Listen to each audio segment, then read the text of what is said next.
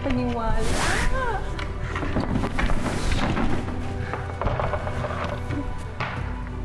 Niwala ka na dahil sa atin ang lahat ng yan. At wala na makakapigil sa atin. Yun ang akala nyo!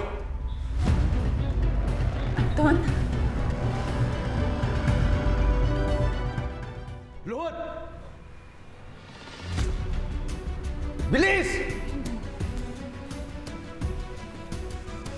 Walang hiya ka. Paano mo natuntun kung nasan kami? Para-paraan lang.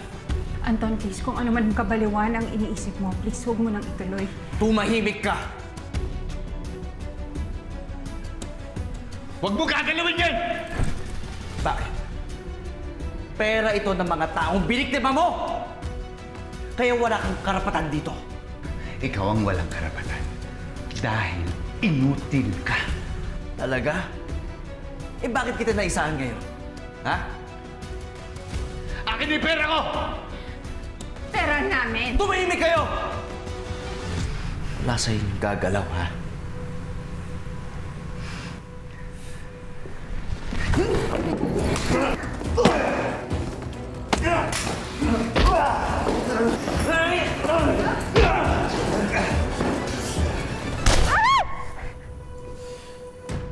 Sige!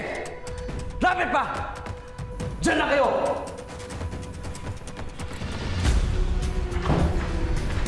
Ibalik mo pera ko!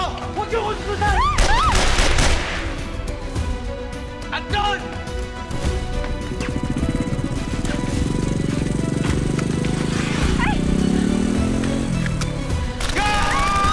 Brenda, tama na! Malayo na siya!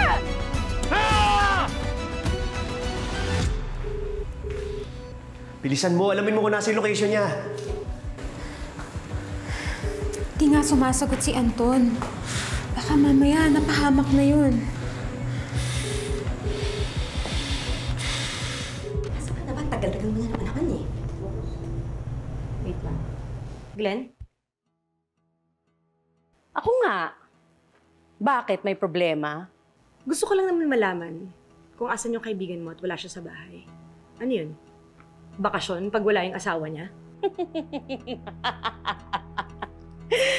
Hindi pala kayo updated. Number 1, hindi nagbabakasyon ng friend ko. And number 2, hindi na missing ang husband niya. Pakiulit nga yung number 2. Bingi ka ba? Ang sabi ko, andito na si Anton. Nakita na sila ni Millie at nagkalinawan na. Alam mo, hindi ako naniniwala sa sinasabi mo eh. Dahil kung nandito talaga si Anton, kami ang pamilya niya at kami ang unang makakaalam. Ang dami mo sinasabi, Leila. Hindi ko alam. Pero ang theory ko, ayaw kayong makita ni Anton dahil ang nenega ninyo. Alam mo, napakawalang hiya talaga ng bunganga mo eh. Papasabugin ko yan. O baka gusto mo daganan na lang kita. Baka namimiss mo. Si Anton. Hello, Anton? Millie, nagawa ko na. Nasundan ko si Brendan. Anton, umuwi ka na, please. Mahal, hindi pa ako pwede bumalik. Hindi pa ako tapos. Anton! Kailangan ko mapaamin si Brendan sa lahat ng kasalanan niya. Yun lang ang paraan para malinis ko ang pangalan ko. Maniwala ka sa akin. Paano mo naman magagawa yun? Itatrap ko siya. Makinig ka sa akin. Kikitain ko kayo sa park sa San Lorenzo. Joed, alam ko nakikinig ka sa akin ngayon. Kailangan ko ng tulong ng mga pulis. Pangako, oras na matapos ko to, susuko ako. Sumuko ka na. Ngayon na. Tatawag na lang ako ulit. Hello, Anton?